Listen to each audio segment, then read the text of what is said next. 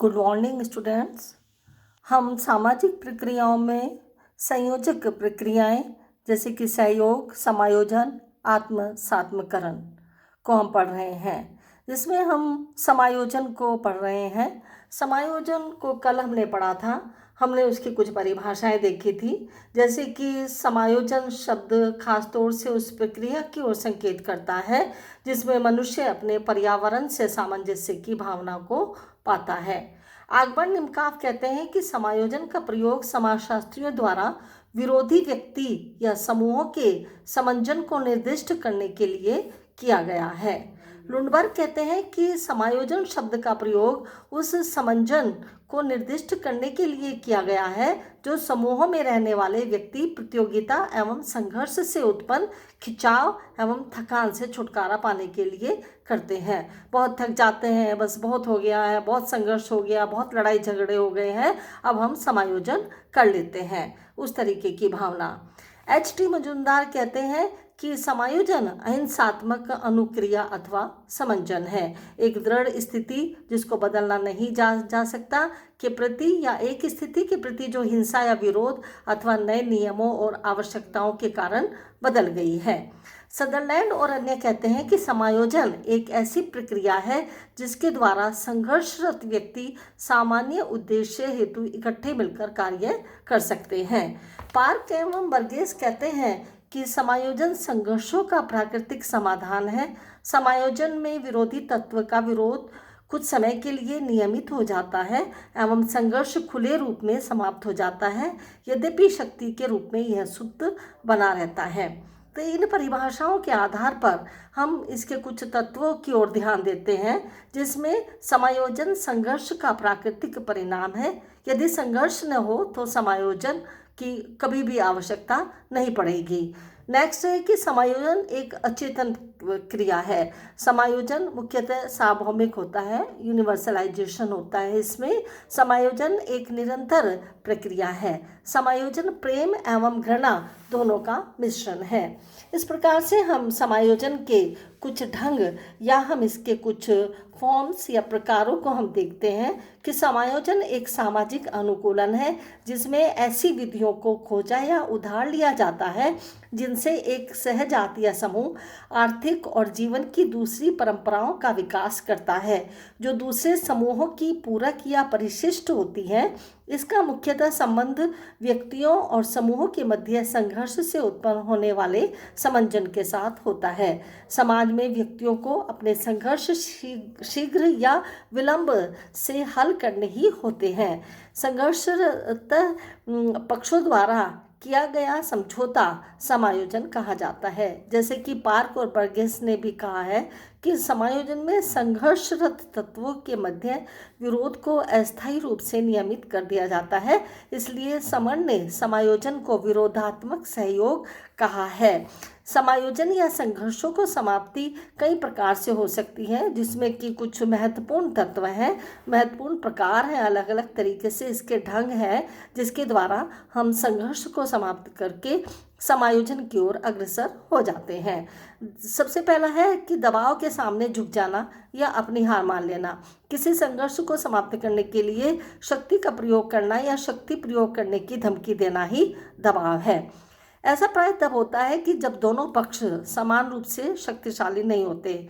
कमजोर पक्ष दब जाता है क्योंकि दूसरा पक्ष हावी हो जाता है। पहले पक्ष को यह भय पैदा हो जाता है कि दूसरा पक्ष उस पर हावी हो जाएगा। तो युद्ध के बाद युद्ध विराम या संधि इस प्रकार के समायोजन का उदाहरण है। वास्तव में युद्ध शुरू हो जाने और शक्ति का प्रयोग आरंभ हो जाने के बाद संघर्ष तब समाप्त होता है जब एक पक्ष अपने विपक्षी पर पूरी तरह से विजय प्राप्त कर लेता है और पराजित पक्ष को या तो विजयी पक्ष द्वारा पेश की गई संधि की शर्तों को मानना पड़ता है या फिर उसे अपने पूर्ण विनाश का खतरा मोल लेकर युद्ध जारी करना पड़ता है। तो एक स्थिति तो ये हो जाती है कि जो दबाव के सामने झुक जाते हैं या अपनी हार मान जाते हैं, तो इसमें समायोजन हो जाता है। दूसरा पॉइंट होता है कि समझौता करना है। जब दोनों पक्षों की शक्ति समान होती है और उनमें से कोई भी दूसरे को पराजित नहीं कर सकता, तो वे समझौते के द्वारा समायोजन कर लेते हैं। तो समझौते में दोनों पक्षों को एक दूसरे की कुछ बातें माननी पड़ती हैं, कुछ को झुकना पड़ता है। समग्र या कुछ नहीं की सहज वृत्ति कुछ की प्राप्ति के लिए कुछ को त्यागने को सहमत हो जाती है। समझौता प्रकृति से एक ऐसी थिंगलियों वाली रजाई है जिसमें हर एक अपनी थिंगली को पहचानता है। वह अपनी निराशा के प्रति यह सोचकर कि हर एक दूसरा भी निराश है, संतोष प्राप्त करता है। संसद में विवादों का समझौता इसी प्रकार के समायोजन का एक उदाहरण है। तीसरा पॉइंट आता है कि पंच निर्णय और राजीनामा के द्वारा भी समायोजन किया जाता है। पंच निर्णय और राजीनामा द्वारा भी समायोजन हो जाता है। इस उपाय का सहारा लेने में एक तीसरा पक्ष जो होता है वो संघर्षरत पक्षों के बीच में आ जाता है, जो संघर्ष को समाप्त करने का प्रयत्न करता है।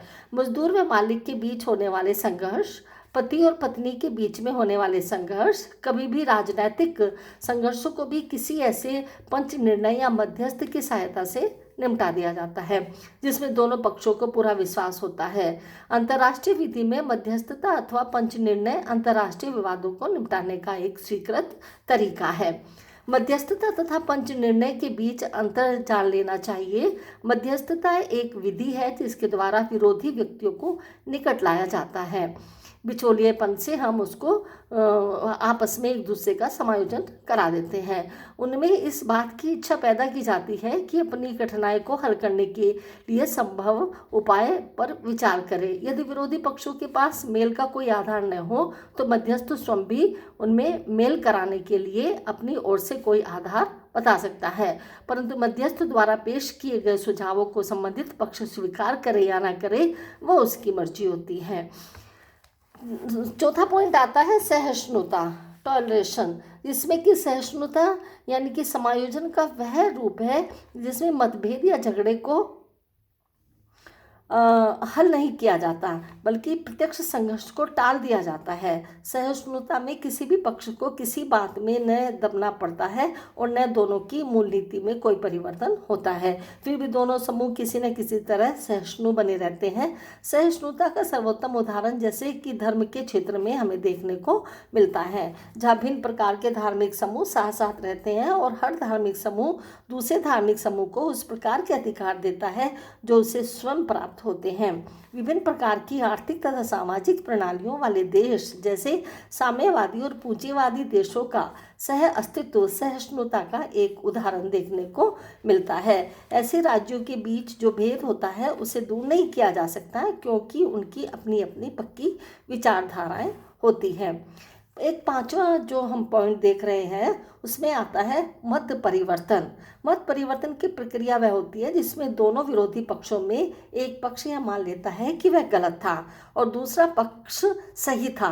परिणाम स्वरूप यह होता है कि दूसरे पक्ष की बात मान लेता है और नए दृष्टिकोण को अपना लेता है। इस प्रक्रिया में विरोधी पक्ष अपने विचारों को त्याग देता है और नए विचार धारण कर लेता है। जैसे कि सामान्यतः देखने को मिलता है कि धर्म के क्षेत्र में मत परिवर्तन की बात सोची जाती है, परंतु राजनीतिक आर्थिक अन्य क्षेत्रों में भी इसका प्रयोग हो सकता है। नेक्स्ट पॉइंट आता है युक्ति युक्तता के माध्यम से भी समायोजन किया जा सकता है। ये भी एक तरीका है। इसमें व्यक्ति अपनी गलती स्वीकार नहीं करता बल्कि अपने आचरण या व्यवहार को ठीक प्रमाणित करने के लिए वह समुचित बहाने या सफाई पेश करता है। इस प्रकार व्यक्ति अपनी योग्यता की कमी को स्वीकार नहीं करता है बल्कि अपनी हार का कारण भेदभाव बताकर अपने व्यवहार को उचित सिद्ध करने का प्रयत्न करता है।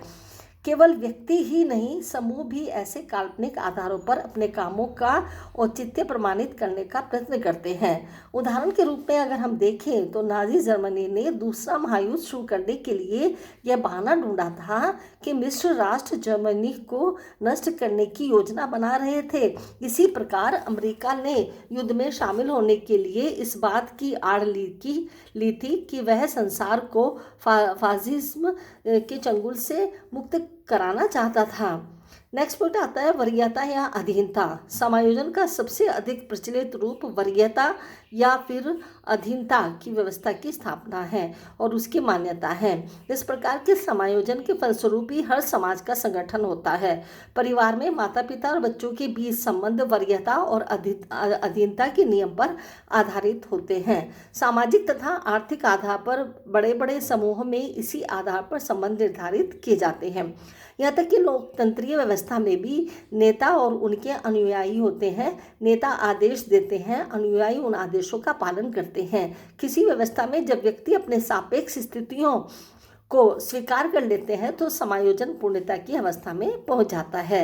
दास प्रथा और जाति प्रथा में ऐसा ही होता है। जब दो समूहों के बीच संघर्ष की समाप्ति इस प्रकार होती है कि एक समूह दूसरे की अधीनता स्वीकार कर लेता है तो दोनों समूहों के बीच समायोजन हो जाता है, क्योंकि अधीनता स्वीकार करने वाले समूह के बीच के लोग अपनी हीन स्थिति को स्वीकार कर लेते हैं। समायोजन की सार्वभौमिकता, क्योंकि संघर्ष समूह के एकीकरण में बाधक है, क्योंकि सामाजिक व्यवस्था के लिए सामाजिक स्थिरता अपेक्षित है। इसलिए सभी समाजों में संघर्षरत जो समूह होते हैं उनके संघर्ष को समाप्त करने के प्रयत्न किए गए हैं और समायोजन के बिना समाज चल नहीं सकता। इसलिए संघर्ष रुकते हैं और समायोजन होता है। धन्यवाद।